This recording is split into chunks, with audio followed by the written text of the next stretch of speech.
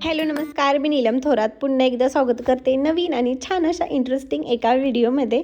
तर थंबनेलवरून तुम्हाला कळालंच असेल, तर आज काय रेसिपी बनवणार आहे. तर पटकन होते ही रेसिपी. आधी गरज आपण प्रिपरेशन वगैरे करून ठेवली असेल ना, उद्याला काय बनवायचं आदल्या दिवशी ठरवलं असेल तर पटकन होते. चला तुमच्यासोबत ही शेअर करते. क्रिस्पी वेज सँडविच आपण आज बनवणार आहे. तर त्यासाठी कढई घेतलेला आहे. त्याआधी छान असे बटाटे उकडून घेतले, अजून त्याचे साले वगैरे काढून घेतलेले आहेत. नंतर कढईमध्ये तेल, जिरे, मोहरी टाकून घेतलेलं आहे. हळद, मीठ, लाल तिखट तुमच्या अकॉर्डिंग. नंतर मग वरूनच कांदा टाकलेला आहे, कारण क्रिस्पीनेस हवा असतो ना, तो पाहिजे होता म्हणून. हे बटाटे वगैरे त्यामध्ये घातले आणि त्यात मस्त असा मॅजिक मसालाही टाकून घेतला होता. नंतर ही चीज आहे ते मी छान असं किसून वगैरे घेतलेलं आहे. नंतर ग्रीन चटणी बनवायची आहे ना, तीही पटकन होते, तीही तुमच्यासोबत रेसिपी शेअर करते. कोथिंबीर घेतलेली आहे, 7-8 लसणाच्या पाकळ्या. तुमच्या अकॉर्डिंग तुम्हाला किती तिखट हवं आहे त्यानुसार तुम्ही मिरच्या वगैरे घेऊ शकता. त्यामध्ये चवीनुसार मीठ वगैरे मी सर्व असं टाकून घेतलेलं आहे आणि थोडंसं पाणी वगैरे टाकून घ्यायचं आहे. थिकच बनवायचं आहे म्हणून जरासंच पाणी वगैरे टाकून घेतलेलं आहे. हे सर्व मिक्सरमध्ये बारीक वगैरे हा सँडविच वगैरे तयार करून घेऊया.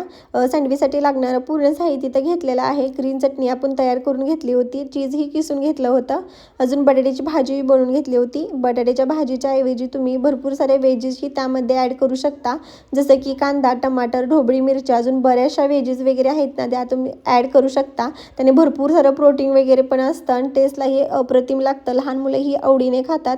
आता मी एक ब्रेड घेतलेला आहे. ब्रेडला ग्रीन चटणी पूर्ण लावून घेतलेला आहे, कोडपर्यंत लावून घेतलेला आहे. नंतर बटाट्याची भाजी, अजून चीज, भरपूर चीज वगैरे घेतलेला आहे. दुसरा ब्रेड ही घेऊन त्याला ग्रीन चटणी पूर्ण अशी लावून घेतलेली आहे. मस्त असा ह्या साईडला मी पॅन वगैरे गरम करायला ठेवलं होतं, त्यामध्ये तेल वगैरे टाकून घेतलं होतं आणि मग स्लो गॅसवरती हे सर्व सँडविच वगैरे टोस्ट करून घ्यायचे आहेत. क्रिस्पीनेस तर म्हणाल तर भरपूर, बाहेर जाऊन खाण्यापेक्षा घरी बनवलेलं कधीही चांगलं, हेल्दी ऑप्शन.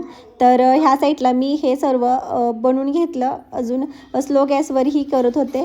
क्रिस्पीनेस तुम्ही बघू शकता, एक नंबरच क्रिस्पी वगैरे झाले होते. चीजही खूप छान असं सर्वीकडं स्प्रेड वगैरे झालं होतं आणि टेस्टलाही उत्तमच. अशा छान छान रेसिपी बघण्यासाठी आपल्या पेजला नक्कीच फॉलो करा. तर माझं रुटीनही तुमच्यासोबत शेअर करते. ही भाजी मामांनी वगैरे आणली होते, गावाला वगैरे गेले होते ना तेव्हा ते आणले होते आणि ही भाजी मी रात्रीच खुडून ठेवली होती. तर आता ह्या 3-4 पेंड्यांचं एकदमच आता भाजी वगैरे बनवायची होती, कारण खराब झाल्यानंतर न काही टाकूनच देण्याला ऑप्शनच असतो, म्हणून म्हटलं बनवूनच घेऊया. चपाती लाटते, चपाती कुणाला देणार? पप्पाला खायला देणार, पप्पाला देणार. सासूबाईंनी इकडे मला चपाती वगैरे लाटून दिल्या होत्या आणि मी भाजल्या वगैरे छान असं जेवण वगैरे केलं. जेवण वगैरे करून झाल्यानंतर मी इकडं म्हणजे बाहेर हा टेबल होता, मी आतमध्ये हा शिफ्ट केला होता, कारण मेकअप वगैरे करताना ना सर्व साहित्य कुठं ठेवायचं असं होत होतं, म्हणून ही इकडे ॲड वगैरे केलेला आहे आतमध्ये. नंतर 2-3 दिवस झाले सासूबाईंचा हा ब्लाऊज वगैरे कट करून ठेवला होता. साडी खूप छान आहे, पण ब्लाऊजच त्याच्यावरचा म्हणजे कापड वगैरे चांगलं नव्हतं, म्हणून हे मी बाहेरून कापड वगैरे आणलेलं आहे. अजून अस्तर वगैरे पण आणलं, लागणारं साहित्य वगैरे आणलं होतं आणि त्यांच्यासाठी हा ब्लाऊज वगैरे शिवत होते. तर मला आधी बगरपासूनच ब्लाऊज वगैरे शिवता येतं, म्हणून माझे घरीच वगैरे ब्लाऊज शिवते. म्हटलं सासूबाईंचा पण हा ब्लाऊज वगैरे शिवून घेऊया. छान असं लेस वगैरे ही लावली होती. तर पुढेही नक्कीच तुमच्यासोबत शेअर करेन ब्लाऊज वगैरे शिवून झाल्यानंतर ना. तर आपल्या पेजला नक्कीच फॉलो करा. तर भेटू नेक्स्ट व्हिडिओमध्ये, तोपर्यंत बाय.